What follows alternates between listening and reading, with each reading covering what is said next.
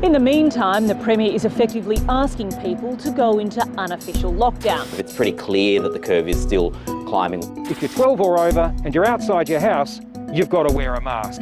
Lockdowns, masks, infection rates. Isn't there any positive COVID news? Meet a team of scientific heroes on a mission to save the world. Ah, this is more like it. Around the world, exemplars of scientific excellence have been working day and night to find a vaccine for COVID-19. Now, these guys from the University of Oxford in England reckon they're getting close. So vaccines are absolutely the way out of the pandemic, and this is a really important moment because it shows that we can make the robust immune responses which we hope will relate to protection in the future. Okay, just what's a vaccine? Our immune system is our body's natural way of fighting infections, caused by things like bacteria or viruses. Think of it as a literal, bodyguard. Not only does it fight the invaders, it keeps a record of everything it fights and every winning move. So if the same germ comes along again, look out. A vaccine is kind of like a coach for your immune system. It uses a deactivated or modified version of the virus, which doesn't make you sick, but it teaches your body what it looks like and how to fight it. Right, so if the virus comes along, our body knows what to do. Now you're getting it. Vaccinations have been around since the 18th century, and they've managed to get some pretty scary diseases under control.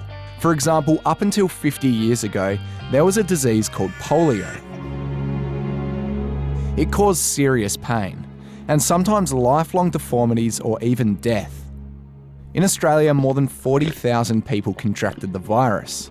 But luckily in the 50s, a vaccine was developed, and polio was wiped out here in Oz. Fast forward to today, and vaccines protect us from all sorts of viruses. Right, it's so easy. Just make the vaccine, get the jab, hit the dab. Yeah, it's not that easy, Kale. What?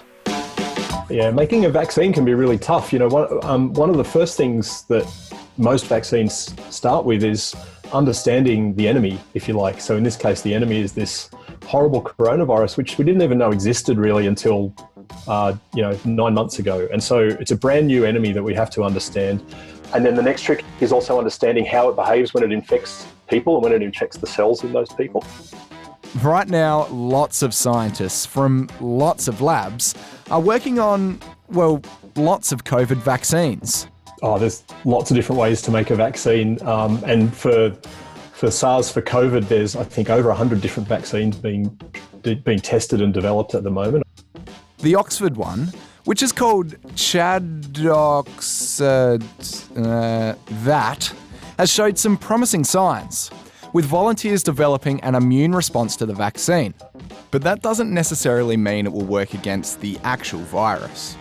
What we need to do now is to go out and test it on a lot more people, so that the tests that are going on at the moment are on 10 or 20,000 people in different countries to see if that vaccine actually stops them getting infected. Right, so there's still a bit of time before life goes back to normal.